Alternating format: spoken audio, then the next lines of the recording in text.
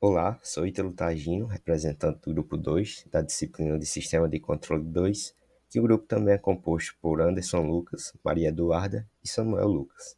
Na atividade dessa semana, vamos tratar de controlador, especificamente o PID, pela abordagem da questão B sobre o tanque 2 no item 3. A problemática é essa, dado o esquema de dois tanques em cascata e uma bomba de alimentação,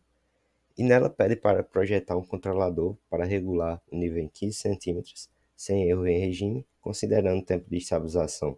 menor ou igual a 20 segundos e um percentual de overshoot menor ou igual a 10%. Não utilize a técnica de cancelamento de polos.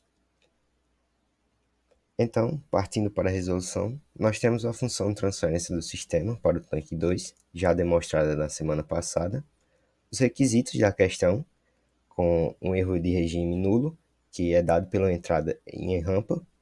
e como usaremos um controlador PID para solucionar esses requisitos, temos a sua função de transferência.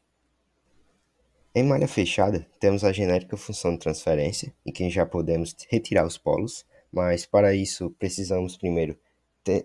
achar os parâmetros de fator de amortecimento, que com o percentual de overshoot de 10%, ele é igual a 0,591, o θ, que é o cosseno menos 1 desse fator de amortecimento, igual a 53,76 graus, e com o tempo de estabilização sendo determinado desta forma, temos um período natural ômega-n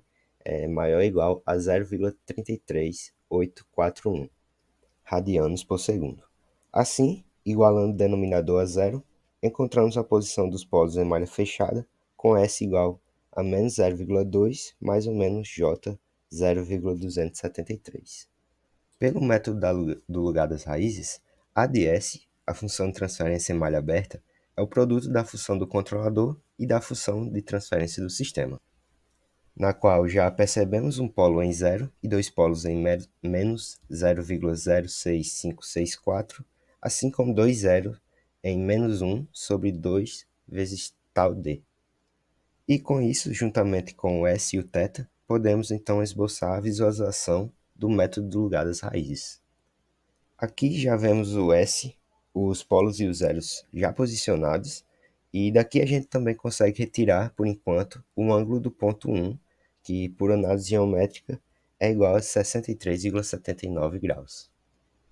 E pela condição angular, a fase de A de S é 180 graus, onde manipulando esses dois ângulos que já temos, podemos encontrar o ângulo do ponto de zero, que é igual a 89,33 graus. Usando novamente a geometria, podemos já encontrar a posição do zero, que é de menos 0,2032, onde já podemos achar nossa primeira constante, tal d igual a 2,46. Substituindo essa constante na função de transferência em malha aberta, precisamos agora encontrar o Kc, que pela condição de magnitude, o módulo de A de S é essa expressão que é igual a 1, e isolamos o Kc.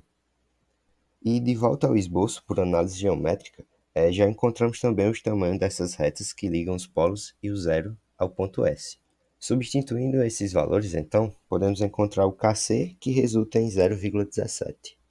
Logo, com essas constantes complementamos a função de transferência de malha aberta e manipulando essas constantes temos também as constantes de integração e derivação que são importantes para o projeto do controlador PID. Implementando a simulação do lugar das raízes do sistema na presença do controlador, temos uma resposta satisfatória, com as raízes em simetria no gráfico, partindo um pouco antes do zero e se encontrando novamente por volta de menos 0,5, com uma indo para os polos em menos 0,2 e a outra saindo em 180 graus. Além dessa simulação do lugar das raízes, a questão também pede os gráficos do erro, do sinal de controle com o saturador e da saída de planta no modelo não linearizado. Para isso, implementamos esse sistema no Xcos do Scilab, no qual colocamos as constantes do PID aqui no meio antes do saturador e no resto do circuito implementamos o modelo visto na semana passada. Como resposta, diferente do lugar das raízes, não obtivemos os resultados esperados, com o nível do tanque dando uma grande queda antes e demorando muito para se estabilizar. Aqui temos também um erro e o sinal de controle, que também demorou muito para se estabilizar.